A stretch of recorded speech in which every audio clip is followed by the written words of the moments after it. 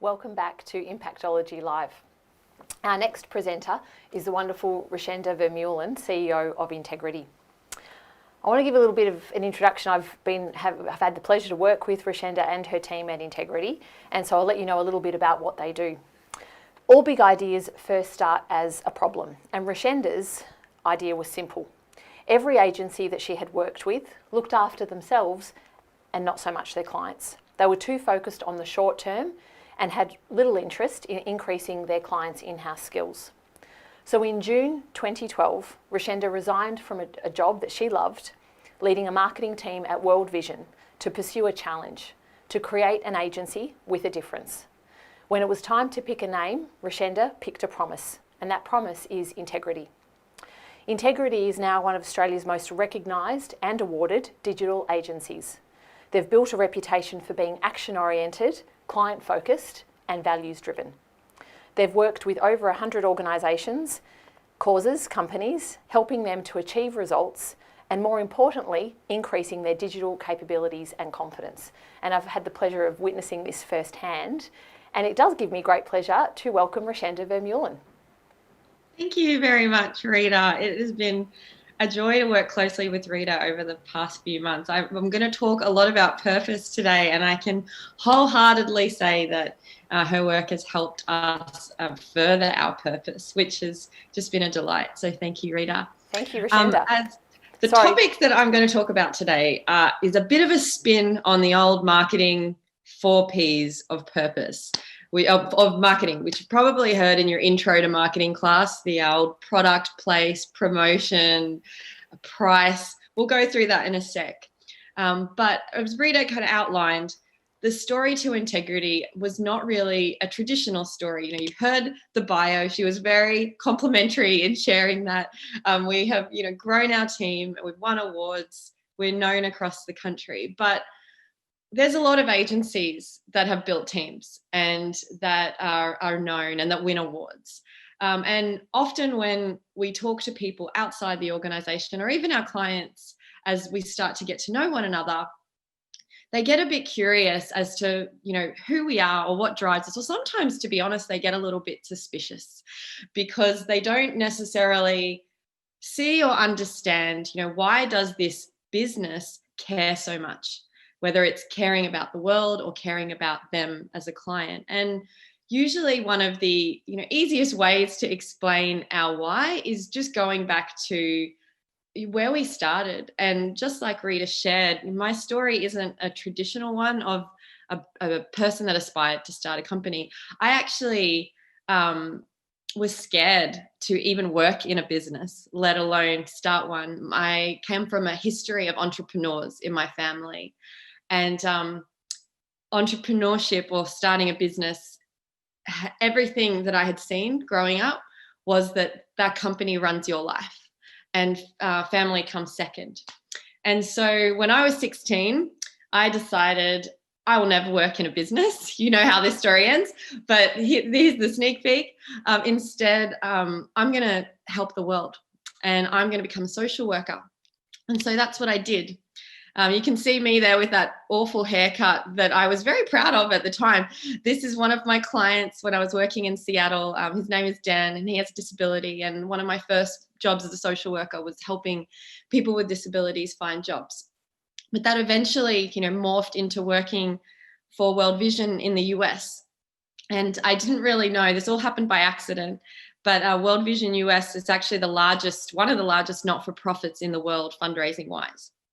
And I was in the right place at the right time, even though I didn't know it, and working on a malaria program during the last global financial crisis and, was forced to step into marketing. And that was mostly because new programming jobs in malaria were being made redundant because we're in an economic recession. And this digital marketing team at World Vision saw that I ran a competition on Facebook for my malaria campaign. I just did it for fun, but they'd never seen social media used for their cause before. And that was 12 years ago. And from there, I led and started, social media communities at World Vision US and Australia, of over 2 million people. I also launched the first time YouTube influencers had connected with causes. So taking famous vloggers to Zambia and India. And, I was, I guess on the outside, you could say I'd reached what you think would be a career peak, even though it wasn't, I didn't intend to. I was just doing what I was passionate about. And at that point I could work, in any not-for-profit across the globe doing this type of digital activation. But as Rita shared, I felt this burn and this pain point. And that was, I'd spent my career in not-for-profits, and at that stage it had been almost 10 years working in not-for-profits. And every agency that would come in and work with not-for-profits, they just didn't seem to understand how we operated and what motivated donors and supporters.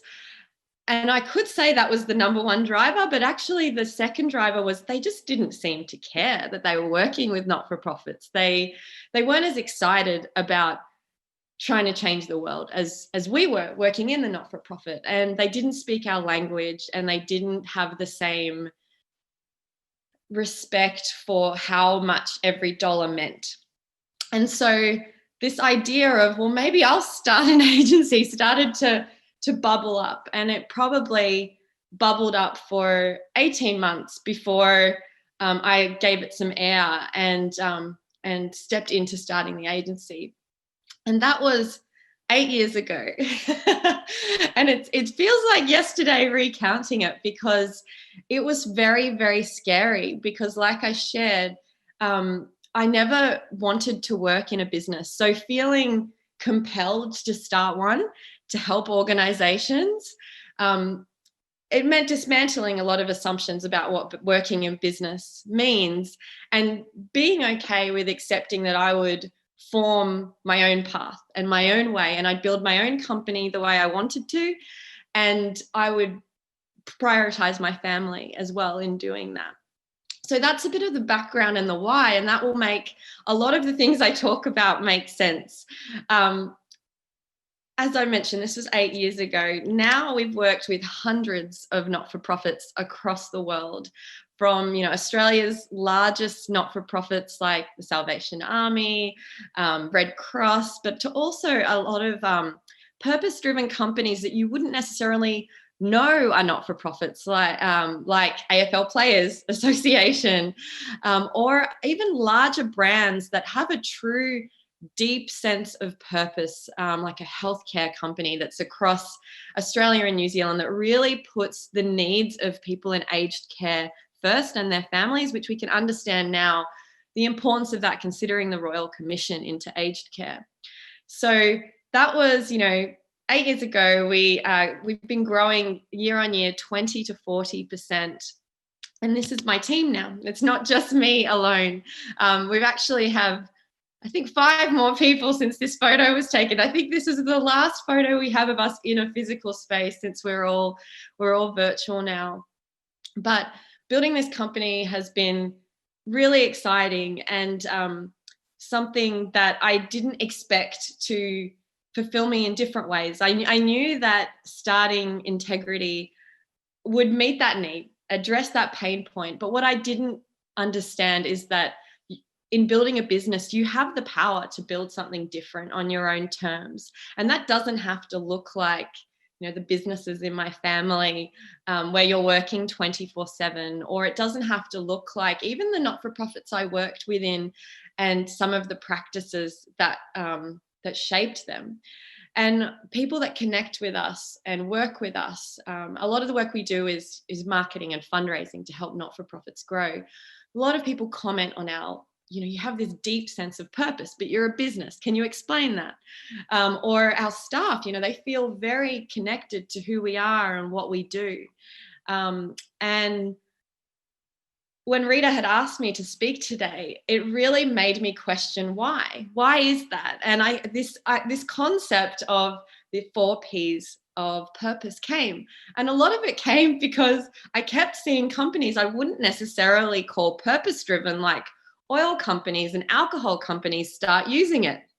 And I thought, well, if I don't necessarily see that word as relevant to an alcohol company or an oil company, I have to explain why. So that's what I'm going to hope to do. So like I mentioned before, you can see these 4 Ps that kind of have come through marketing. I'm going to suggest a new model which focuses on most of these in a similar way, but switches out price with people. So you can see we've got purpose in the center here. Product first and foremost. Place, just like the marketing quadrant. Promotion, which is, marketing and sales. But then I've switched out price for people. And I just want to walk through these and what these mean at each stage and share a little bit about what this looks like at Ntegrity and what we've also seen in other organizations. I don't have all of the answers. All I'm sharing is my truth that I know. And I hope that, I guess in me sharing this, that you're able to see some of your own companies or the company you work for in that. We do not have purpose all figured out. And I'm going to share some of that as well. There are so many areas that we still have to grow. But at least here you can see, where we've come from and a starting point. I'm going to start with what I think is the most important one, and that's product. And often people think a purpose-driven product might mean that I exist to make the world better. And although that's true, if you have a product that makes the world better or a service that is purpose-driven, it doesn't necessarily have to be, one of the, it doesn't have to be that black and white. And not-for-profit very clearly makes the world better. Government organizations that exist to enhance the life of our citizens, that is purpose-driven as well. But like I mentioned, a business that we work with, which is an aged care company, Ryman Healthcare are their names, and they have, such an incredible reputation for how they treat their customers, which are elderly people and their families. And because of that really intense focus on the customer and making people feel safe and connected to their families and delivering a beautiful product, their purpose runs through. So a lot of people would see, rather than it just being make the world better, here are some core questions that I would ask if you're wondering, am I purpose driven? First, does your product harm people? That's just a clear 101. And this is why thinking back on alcohol companies and oil companies, these come to mind, because although, alcohol and oil plays a role in our lives and is necessary in many ways, especially oil, thinking about how the world currently exists, there is a huge sense of harm that comes with these products as well. And, I'm not advocating for the end of those products. It's more so in considering the term purpose and rallying people around your mission or cause and a belief in creating something better. You have to address the elephant in the room, is that what part of the work that you do could be harming people, also harming the earth. On the flip side of that, thinking about just in general, does it solve problems? A lot of people have asked about how has Ntegrity maintained its growth? Because in the agency landscape, a lot of agencies go bust. And especially in the early years at the stages that we grew in. And my common answer is we always focused on problems, solving our customers' problems. We're focused first on our customer and what they need, rather than what are the goals we have for growing profit in the company. What are the goals that we have for acquiring different space or different people? Unless it is encapsulated in solving people's problems, it won't grow. But then if you're really solving a pain point or a problem, that's usually a really clear way to see that your product has a clear purpose and a clear need in the world. Does it create good? I think all of these steps beforehand are before good. I think a lot of companies can be purpose-driven and not necessarily it being clear that they create good. Just by taking a pain point away, you can create good. An example of that would be who gives a crap? We all know the toilet paper company. They didn't exist because they wanted to start a social enterprise where they gave profits away. They existed because they saw that it was annoying that people ran out of toilet paper at home, and could they start a subscription toilet paper company? The secondary step was the fact that it was a social enterprise and they were giving profits away. So that being able to take away a stressor or a pain point for your consumers or clients, that is creating good. It might just not be as obvious as we're starting a foundation to empower women in education. So I think often, especially in a world where we have a lot of young people are driven to work for somewhere where there is a clear sense of direction and purpose and meaning, it doesn't mean that purpose or meaning has to be black and white charity or has to be black and white philanthropy. There are other ways that you can talk about how you create good. This is kind of dicey. Do you pay adequate taxes on your product? I think our accountants always find it quite funny that I'm triple checking that we're paying our taxes properly, because there are so many loopholes that can exist within the system that allows you to minimize tax or avoid tax. And I'm not saying, don't do the fiscally responsible thing. I'm saying this because I know what it's like to see our taxes in use. So I know what it's like to be that social worker that has a social program approved based on government funding. I have seen the social change that happens inside organizations based on the fuel of our tax dollars. So for me as a business owner, I feel proud to pay taxes because I know that part of that goes to help our country sustain its systems that help people, because by far, our government carries the burden and the load of taking care of people in need. Not-for-profits are second. So this isn't something I necessarily talk about to our team. This is something that, I guess I carry as the business owner and wanting to look back on this company that I've created or the people that I work with and say, we made an impact, not just through the work that we did, but how we operated as a business. And paying adequate tax, I think, is part of that parcel.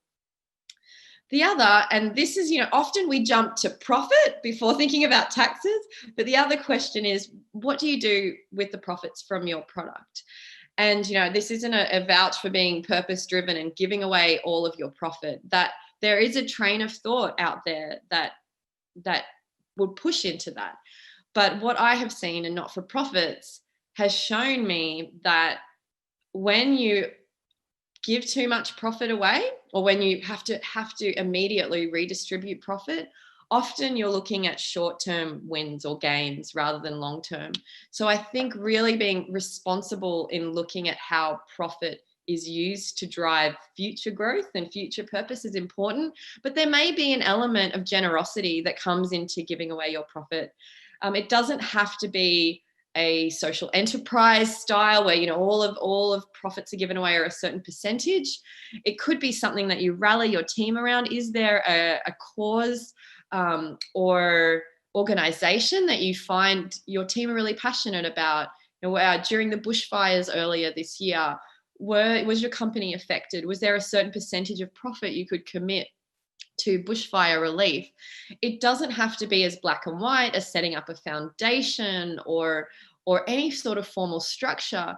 It's more so if you're driving a team and driving a vision for building something of purpose, there are moments in our lives where we can act on that through sharing profit. And so it's just being open to seeing that and finding that and making that commitment.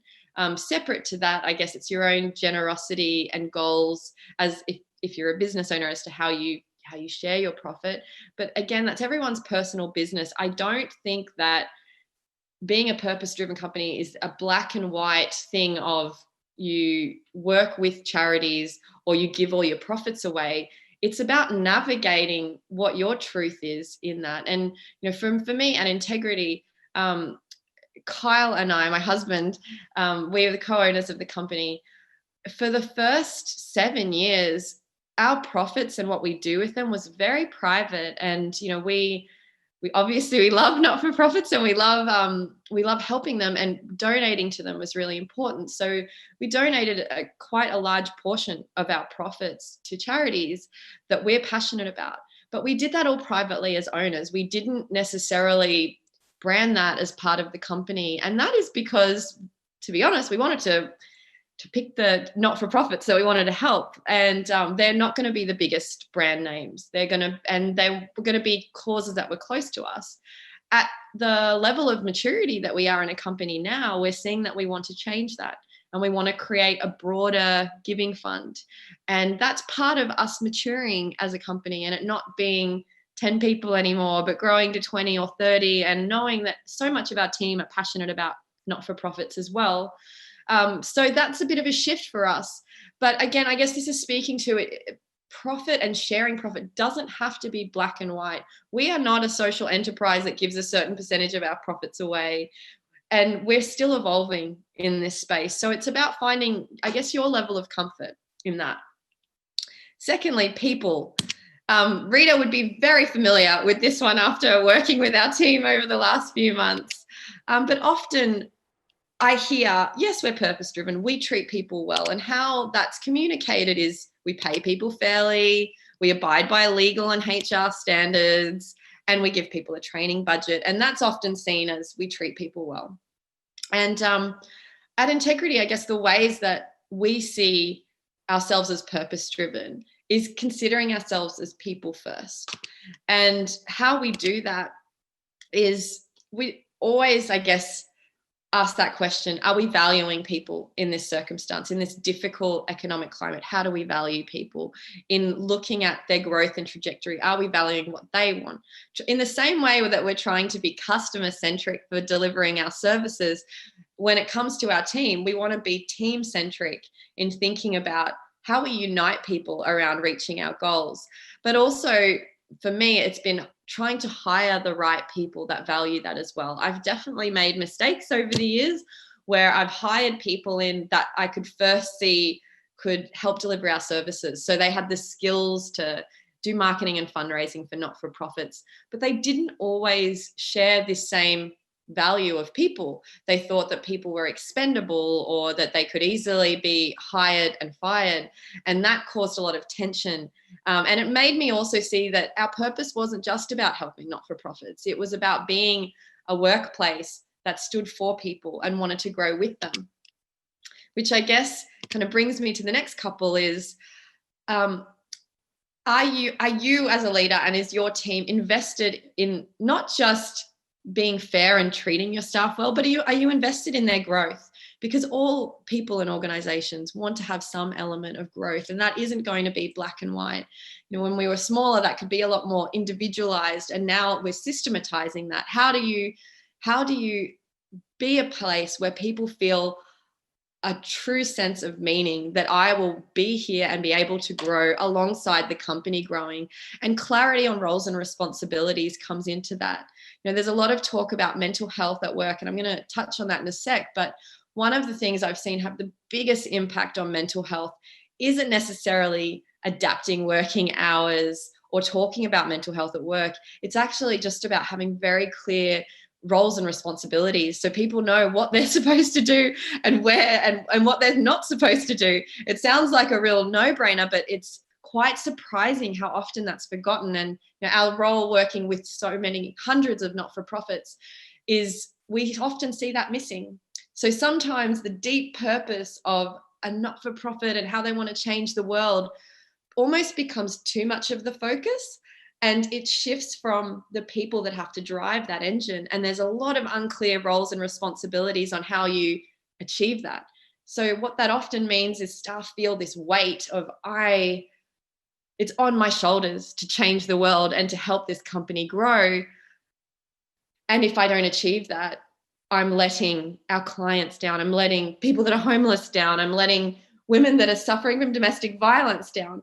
But often a lot of those pain points come back to, is there clear roles and responsibilities? Does everybody understand their part in playing a role in that broader mission?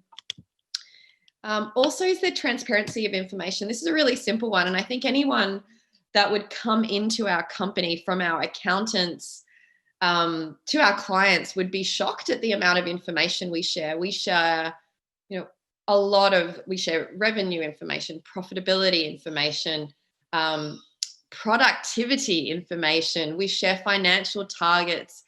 And at every step of the way, that has been really vital in our growth, because our staff, even very young staff, interns that join in uni, it gives them a sense of clarity and also understanding of the role that they play in those numbers. And also, this is part of our company being very analytical and enjoying that. It helps them have that clarity on roles and responsibilities as well. They see that where their individual effort might relate. But separate to that, it's not just about sharing information without strategically thinking about it. Every piece of data tells a story. So when we share that information, our leadership team focuses a lot on trying to tell a bigger picture of the story of that info. For instance, over time, we're growing 20 to 30% over years. So you see revenue grow, and you also see, our EBITDA grow or profit grow. But that isn't just about our efforts. That's because we have more staff. We have more headcount to pay for. Those simple things, those new staff members that you love learning from, that number has to go up so that we can have a greater group of those people. So it's not just about, sharing information for the sake of transparency. It's really clearly thinking about what's the story behind that information. How do I explain this in a way that staff will interpret that with financial rigor and meaning, and it actually makes them much more empowered to run with a certain product or service or target. On that vein, do you co-create strategy, product, or business solutions? So one of the things we've done since year 2 is have quarterly strategy days, which, in the beginning seemed a little bit indulgent, but now we get a bit itchy if we haven't done it for a couple of quarters. But we sit down, we have our 3-year plan, and we look at what projects do we need to tackle in the next quarter to hit our annual targets, or the next few weeks to hit our quarterly targets. And these strategy days, they are always a pain in the butt to coordinate. They take a lot of time and a lot of energy. But at the end of the day, they make sure that every action that we're taking is strategic and is focused on the long term, which is so important when you're in a services business where you're always focused on your clients and not focused on yourself. But why I bring this in here is because it gives people a great sense of purpose when they have access to all of this information, when they're co-creating solutions that help you reach your goals. They don't feel then like executors of your plan. They feel like creators of growth. And that is, I think that's been a real key behind us having staff that feel our purpose, is because they're involved in creating it. It's not just given to them. Alongside that, do you share success? I often joke that, maybe I started this company because I wanted to get as close to being Oprah as I could. You know how Oprah would always have those episodes where she gave away a car, or she made someone's dreams come true in some way, shape, or form. That's an exaggeration. I don't want to have a full Oprah moment, but I really do enjoy and get a lot of pleasure out of working with team members where they've tackled a problem, or they're trying to create a solution, and they overcome fear or barrier or challenge, or they hit a target, and taking that time not just to say, yeah, you did that, here's your KPI, or here's a bonus that goes with that. It's actually recognizing that was hard, that was incredible, giving appreciation and celebration. We have monthly awards. I know one of our team members has said that it's just so millennial and he can't handle all of the amount of appreciation and celebration we do, but it is really part of our DNA, and it's what gives me a lot of joy, and it gives our other leaders and team members a lot of joy. And when you are able to do that, when you're able to recognize people, whether it's how they treated a client, or whether it's a target that they've hit, or whether it's a difficult project that they take on, it is quite infectious, and you can see people start to celebrate one another. And again, that does fill people with a sense of meaning, and it can make the workplace feel a little bit different. And then lastly, when it comes to purpose and people, a lot of these things I talked about before, so transparently sharing information, being invested in people's growth, sharing success, celebrating them, it does drive a culture of performance. And there is a flip side to that in a way, which is you can motivate your staff to burn the candle at both ends. And that is something that, I've had to learn myself. I'm a chronic overworker. That's the downside of being very fueled by passion and belief, is that can be too much. And so what I've had to learn myself and had to build into policies within the company are looking at workload management. So ensuring that we're watching the hours that people are working and speaking to them about options for workload management. It's been a journey to understand that that's not fully my responsibility. That's a shared responsibility, but also talking about mental health. And a lot of organizations have mental health plans or policies. We're finalizing ours. It's been a very organic way that we've worked in the past. But I think it all starts with being okay with talking about it. And, some of the ways that we've done that, we talked about it over the years. In the early days, I talked about how hard it was to start a business and the difficulty with growing something and heavy workload, but also imposter syndrome when you have success. And this has evolved in time to being recognized by Beyond Blue for creating a safe environment where people can talk about struggle or difficulty that they might be going through. And that is something that is going to continue to be part of workplaces or continue to be desired in workplaces. And it is a delicate balance because we're still figuring this area out. There isn't a lot of information out there that says a black and white way of doing this. So it's about forging your own path and using the resources that you have available to you. But I think where it starts is caring from a point of honesty and from considering your own mental health. Now, jumping to promotion, this one is a little bit easier. Promotion marketing. People often think, well, why would you consider being purpose-driven as part of your marketing? Isn't that just a business function? Well, I remember a few years ago, we had a brief come in from an organization that does plastic surgery. And like any organization that comes to us, we don't, discount people off the bat.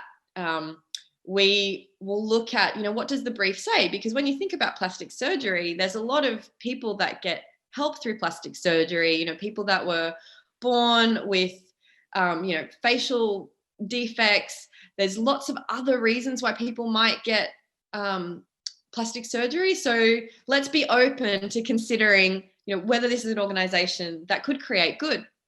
But what we saw in the brief was an outline of when women are a certain age, this is their brief, this is not my truth and sharing, they might feel like something's missing in their life. And maybe the kids have left home and there's a gap there in that loss of connection. Maybe they have difficulties in their marriage. Maybe they're newly divorced. Maybe they're looking back on the years that had passed and, wishing for a different time. We want them, as they go through these moments, to feel like they can come to us and get that little bit of Botox to help them, fill that gap that they might be experiencing or feeling. And so when I read that part of the brief, I thought, no, I think the thing that surprised me was how blatant that was. That wasn't, an undercover kind of motive. This was a brief sent out to multiple agencies saying, we know that women experience this insecurity and we want plastic surgery to be the answer to fix that. And there was this element of understanding human pain and suffering. And I guess that is kind of the core question that I'd ask at first is, how do you market yourself? When you look at, the organization and that you work for and the message that you want to put out, are you appealing to someone's vulnerability and profiting off that? Or, I guess thinking about it more broadly is there any deception involved?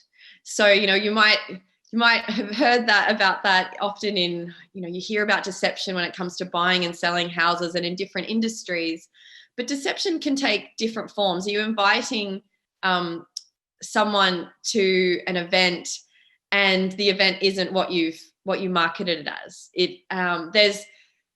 It's a very tricky line, because a lot of people would say that marketing is deception, but I don't believe that. And I don't believe in the future of marketing operating without transparency. The fastest growing companies in the world and the products that are growing with the most value through their marketing, they're building value. They're giving away stuff for free. That's a value. Part of how we've grown our agency is, how do we put on events, speaking gigs, build content, share training for free? And that, in essence, the more you're giving away for free, the more ends up coming back to you, because people end up seeing the value in your product. Now, that's a more, complicated way, and it's definitely speaks to a service delivery model. But I guess at a hygiene factor level, how do you market yourself? How do you target and convert customers? Is there any deception involved?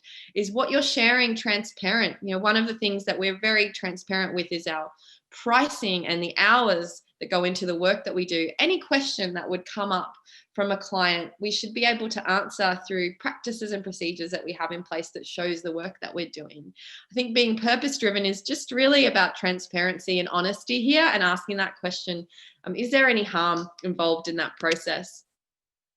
And then lastly, does it create good? I don't necessarily think that marketing has to create good. We don't all have to be the doves of the world, but if you can, that's great. If your marketing helps create a more inspired, better world, then that's just the icing on the cake. But I think it starts from a question of, are you doing more harm, or is there any deception involved? Lastly, place. And this is, I think, the one area of this 4-quadrant that I think we still have a lot to grow in as a company. First and foremost, it's not just about, we recycle, we don't provide plastic straws. That's a bit of the hygiene factor. But instead, do we acknowledge the traditional owners of the land? One of the most impactful people I've worked with over the years is Stuart Bogle, the CEO of an organisation called Australians Together. And he's just really opened my eyes up to the injustice that Indigenous Australians live with day to day. And a lot of that is related to the land, the place that our businesses sit, and whether we see the history that has existed on those lands. And so, simple things like knowing the land that you work on. We were on one Wurundjeri land in the CBD. You might have heard NAIDOC Week last week. A lot of people talking about the different countries that they sit on. So just understanding the name of the land that your company sits on, and potentially the story of the Indigenous people that used to live there, that carries great meaning. And that also carries great meaning for your staff. That can morph into a reconciliation action plan, which is a lot more complicated. But I think just at a hygiene factor, knowing the land that you're on is important. This procurement is an easy question. I know this is kind of a hygiene factor in a lot of companies. This is the area I think we haven't done that well in as an agency. By starting small and scrappy and growing organically, it was often easier to think, we're going to fit out the office. We're just going to buy everything at IKEA. We're going to buy everything new, and there's going to be lots of plastic involved. And I think looking back on it, that's something that I regret. I wish that we were more intentional about looking at where we procured our resources, because especially we've learned a lot more about that from environmental clients that we work with, that there's more importance in what you buy than necessarily how you recycle or you give away furniture and that sort of thing. So, that's a lens that we'll look at a lot as we expand, as we go into more space. How do we make sure that we're using materials that could potentially be, reused from other spaces? And that isn't just for financial reasons. I think it could be more expensive to do that and do that with style, but it's an area of growth. The other is carbon neutrality. This year, for the first time, we're going to become carbon neutral. It's a bit of a no-brainer that we should have done that earlier, but it's just not something I realized was that accessible, or something that that I assumed would be, way beyond our cost levels. But these little actions, they mean a lot in really driving a sense of responsibility over the environment that we work in, which is increasingly linked to young people's sense of purpose in the place that they work. And then the last is, just being intentional about buying secondhand or using recycled materials, as I mentioned earlier. So that was my wrap up on the 4 Ps. I guess the main things to remember, I've shared a lot of information, but the main things, if you could take with you today in thinking about purpose at your own company, is just stay curious. This isn't about having purpose be a black and white thing. It wasn't for me. I didn't set out to start an organization with purpose. I just wanted to help not-for-profits. And going along the way, we found our purpose. So, if this is something that matters to you, just staying curious about it will make you find ways or think about it at times that will surprise you.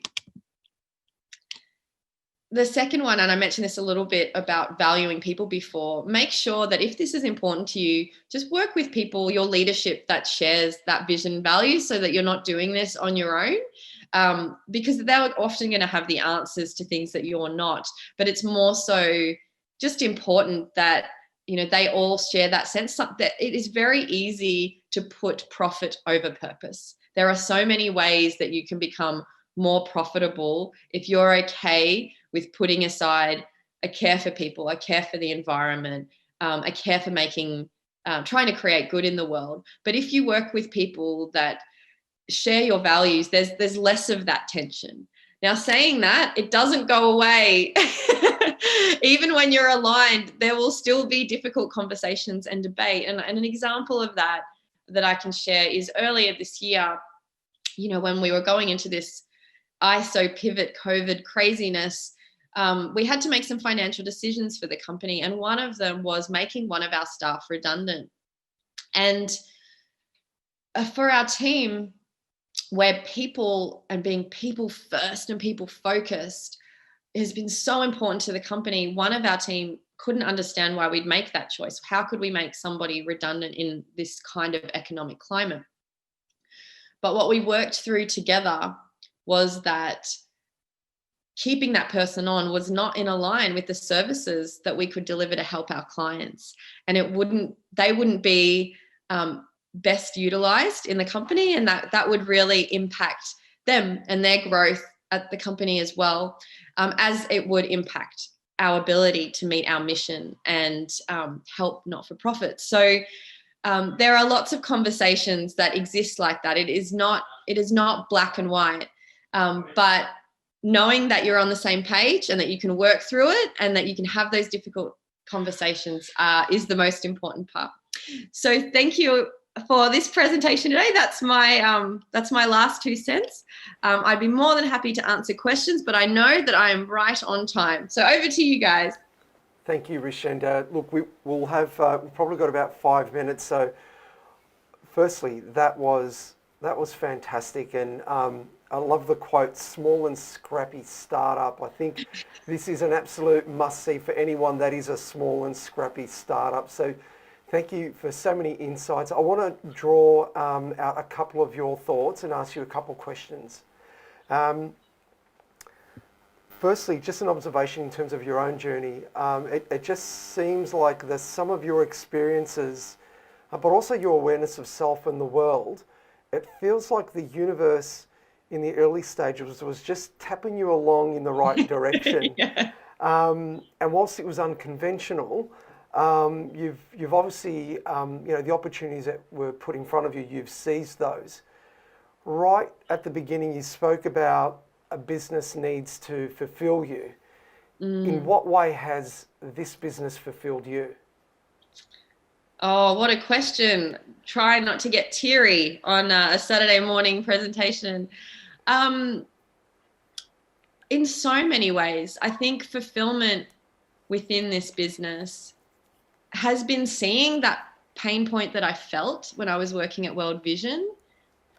Every organization we go into, I can see that pain and I can see the confusion that they have. And for some of these organizations, they are just doing such difficult work. You know, they are pulling people out of homelessness, or responding to bushfires, or helping people with coronavirus in developing companies, and being able to step in and see that they're heard and see them through the work that we do together start to lead with confidence, and to see that weight just be shared by my team, not just me. In the beginning, it was just me that was doing that. That gives me such a deep sense of fulfillment. That's where, so it's actually not at the end of the day the success of those not-for-profits. It's seeing the staff within them feel like they have more power, and that is just not something that I ever saw when I was working in a not-for-profit for a decade. And so for me, that it just feels like we're creating something new and exciting, and it just feels good. And also, I guess, knowing that family was central to my decision for not starting a company, being able to see that they are still the number one priority in my life. So right now I am on maternity leave. This was a special exception for Rita because I love her and, thought this would be an interesting topic. But in our strategic plan, people and profit growing without Richenda is the number one priority. And one of the threats was the CEO maternity leave. And so for the last 5 years, it's all been building up to me having this time with my family. And I'm having an incredible time with my baby and just enjoying every moment and not worrying about how this business is run, because the plan was always centered around them being my priority. And that's also fulfilling, that you don't have to repeat generations of what you've seen. You can write your own story. And there's a lot of people, especially I'm a kid of immigrants. There's a lot of people that have that story as kid of immigrants because their parents had to run a business. They couldn't get employed in the companies that existed. And I've spoken at events about this and seen other people be encouraged that maybe I can be brave too. Maybe I don't have to have that story that I saw, and maybe I can put my family first and still, speaking of family first, you can hear my baby in the background now, you can still make them the most important thing in my life. Well, Richenda, your presentation had so much commonality in the messaging with Radik Saleh, who presented at the beginning of our Impactology Live. And Radik Saleh is the founder of Light Warrior Group, but he was the ex-CEO of Swiss Wellness.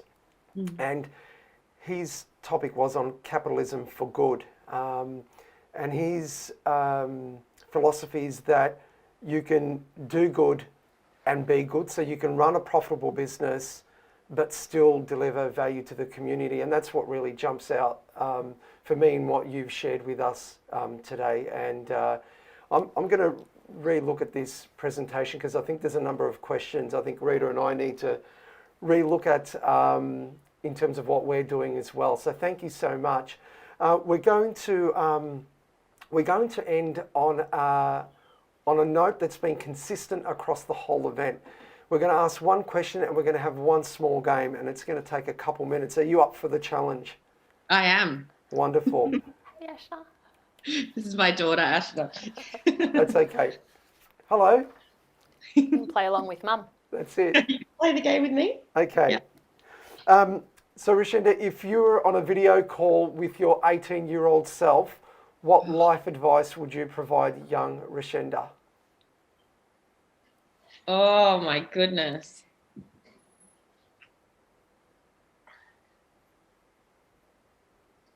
I think I would just say all the times that you hear your heart speak, be 10 times braver than you think you can be. Yeah, because I think at every step of taking a risk or thinking about something new and different, it's so normal. It was for me to doubt myself and to think about everything that could go wrong, or that I wasn't worthy or adequate of that, to dream that big. And in time, always looking back, I was wrong. And you can achieve incredible things. It takes a lot of hard work, but it's just a lot of wasted energy to doubt yourself. It's lovely advice. And the final, we're going to play a game of word association. So I'll provide you some words, and you just share with us the first word that comes into your mind. Okay. Travel. Fun. Family. The best. Well, it's 2 words, sorry. Love. Unconditional. Not-for-profits. Passion. Digital marketing. Strategic. And 2021. Roller coaster. Richenda, thank you so much for your time, and congratulations as well on the birth of baby boy. Yes, do that's enjoy right, the time Micah, with yeah. family. It's so precious. Do enjoy the time, and we wish you all the success. Thank you again. Thank you you're so welcome. much. Thanks for having me speak. Thanks, Richenda. See you soon. See you soon. Okay, we are 5 minutes to the hour, so take a breather, get a coffee, grab a bite to eat. 5 minutes, we'll be back with Lisa O'Neill. We'll see you soon.